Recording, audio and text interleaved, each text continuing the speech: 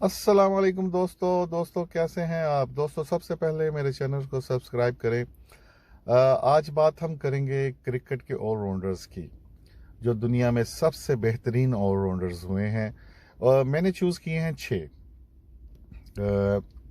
उनमें से हैं सर गारफील्ड सोबर्स, उसके बाद Ian Botham, Imran Khan, Jacques Kallis, Kapil Dev और रिचर्ड हेडली। तो दोस्तों देखते हैं कि कौन सा ऑलराउंडर किस नंबर पे आता है। पहली पोजीशन के लिए दो जो ऑलराउंडर्स हैं, बड़ी टफ फाइट है मेरी नज़र में उनमें, सोबर्स और कैलिस। जो सोबर हैं उनकी और कैलिस की जो रिकॉर्ड है वो तकरीबन एक जैसा ही है।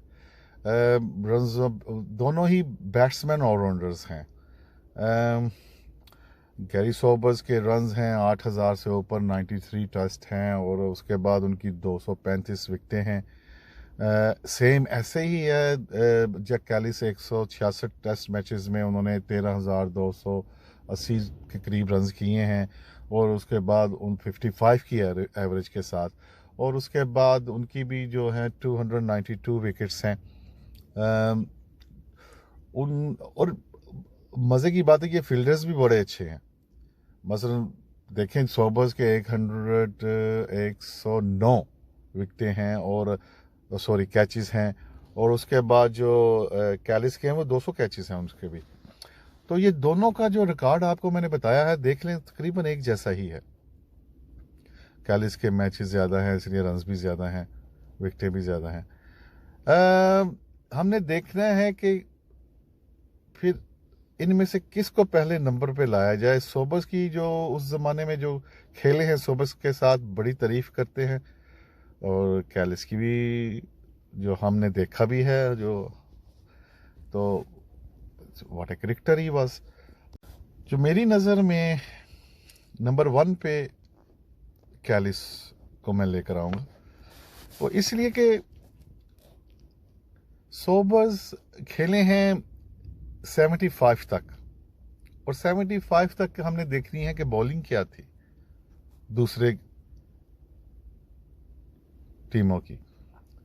तो मेरी नज़र में तो जो उस वक्त की जो दूसरी टीम्स थी ऑस्ट्रेलियन के अलावा, मेरी नज़र में तो कुछ ऐसे बॉलर्स नहीं नज़र आए, या क्योंकि वेस्ट इंडीज़ के बॉलर जो होते हैं वो अच्छे थे उस वक्त, लेकिन वो सोबर्स के खिलाफ तो बॉलिंग नहीं कर सकते थे, वो तो उसी की टीम में खेल रहा था इसलिए। और जो जैक कैलिस है उसने, मेरा ख्याल है कि सोबर्स से कुछ बेटर बॉलिंग को फेस किया है। तो इसलिए जो मैं नंबर 1 पे जैक कैलिस को और नंबर 2 पे सोबर्स को लेकर आऊँगा। नंबर 3 पे भी जो फाइट है वो दो ऑलराउंडर्स में है, इमरान खान और इयन बोथम। इनका रिकॉर्ड जो है, इमरान खान ने 88 टेस्ट खेले और उन्होंने जो है 3008 रन 800 सॉरी 3800 रन उन्होंने बनाए हुए हैं। उसके बाद उनकी विकेटें जो हैं वो 362 हैं। इयन बोथम का जो है वो 102 मैचेस में उन्होंने 5200 रन किए हैं, और उसके बाद उनकी विकेटें भी जो हैं वो 383 हैं। उन्होंने 14 टेस्ट एक्स्ट्रा खेले हुए हैं। लेकिन फील्डिंग में खान साहब ने 28 कैचेस किए हैं और बोथम 120 कैचेस, और फील्डर भी इयन बोथम बहुत अच्छा था, जबकि खान साहब फील्डर इतने अच्छे नहीं थे। लेकिन खान साहब कप्तान बहुत अच्छे थे, इयन बोथम कप्तानी में वो कमाल नहीं दिखा सके। बहुत टफ है किसी को नंबर 3 में रखना इन दोनों में से। मैं सही बात है, कुछ चीज़ें प्लस पॉइंट्स हैं जो है बोथम के हैं और कहीं पे खान साहब के हैं। लेकिन मैं खान साहब को, इमरान खान साहब को नंबर 3 पे रखूँगा, क्योंकि वो बॉलर बहुत अच्छे थे। और बैटिंग भी जब उनके आखिरी टाइम पे वो बैट्समैन भी बहुत ज़्यादा अच्छे हो गए थे। तो इसीलिए, और कप्तान जो उनकी, मेरे हाल से मैं थोड़ा सा उनको एज दूंगा, वो कप्तानी में दूंगा। तो इसलिए मैं नंबर 3 पे इमरान खान साहब को रखता हूं और नंबर 4 पर इयन बोथम को। लेकिन ये याद रखिए, इन दोनों में से नंबर 3 आप किसी को भी रख सकते हैं। और नंबर 4 पे, और नंबर 5 पे, नंबर 5 पे कपिल देव को मैं तरजीह दूंगा रिचर्ड हेडली पे। कपिल देव सारी क्रिकेट इंडिया में खेले हैं, वहां पे आउट करना बहुत मुश्किल है, लेकिन कपिल देव ने 434 आउट किए हैं, 131 टेस्ट खेले हैं। उसके बाद उनके रन्स भी जो हैं वो 5200 से ऊपर हैं। इसलिए मेरे ख्याल से उनका नंबर 5 बनता है। और नंबर 6 पे रिचर्ड हेडली 86 टेस्ट मैचेस में उन्होंने 431 आउट किए हैं। मसल देखें, इमरान खान साहब ने 88 में 362 आउट किए, जबकि रिचर्ड हेडली ने 86 टेस्ट मैचेस में 431। बहुत कम टेस्ट मैचेस में बहुत ज़्यादा विकेटें हैं, और उनके रन्स भी जो हैं वो तकरीबन 3100 के ऊपर हैं। जी, कुछ लोग कहते हैं कि रिचर्ड हेडली ज़्यादातर न्यूजीलैंड में खेला, ऑस्ट्रेलिया में खेला और इंग्लैंड में खेला है, वो पाकिस्तान और इंडिया में इतना नहीं खेला, तो इसलिए उसके आउट उधर ज़्यादा हैं। भाई आप उठा लें दूसरे बॉलर्स को भी जो वहाँ खेले हैं, कितने कितने आउट किए हैं उन्होंने, आपको एवरेज का पता चल जाएगा वहाँ पे। और जो टेस्ट कितने खेले हैं, कितने आउट किए हैं, ऐसी बात नहीं है। मैंने एक सीरीज़ जो उन्होंने, रिचर्ड हेडली ने इंडिया में खेली, जब उन्होंने रिकॉर्ड तोड़ना था, तो मैंने देखा है, आपने शायद देखा या नहीं देखा, लेकिन मैंने देखी है वो सीरीज़।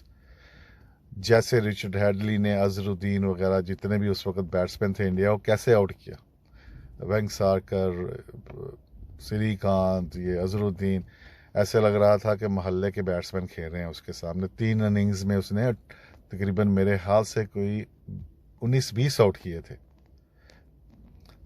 तो आप जबकि इंडिया का आप उठा लें, वसीम अकरम जैसे बॉलर्स का रिकॉर्ड उठा लें, इंडिया में कितने आउट किए हैं उसने, ज़्यादा आउट नहीं है।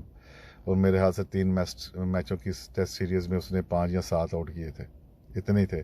हाँ साहब की भी उठा लें, हमारा हाँ साहब, इंडिया में आउट करना बहुत मुश्किल है, इसमें कोई शक नहीं है, क्योंकि वो ज़्यादातर स्पिनर्स के लिए विकेटें बनाते हैं।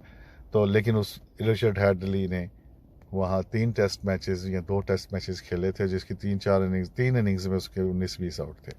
बहरहाल ये बात बॉलिंग की नहीं हो रही, ये बात ऑलराउंडर की हो रही है। तो मेरी नज़र में कैलिस नंबर 1, सोबर्स नंबर 2। ये मुश्किल था मेरे लिए, लेकिन मैंने इमरान खान को कप्तानी पे एजिस दिया कि कप्तान बहुत अच्छे थे।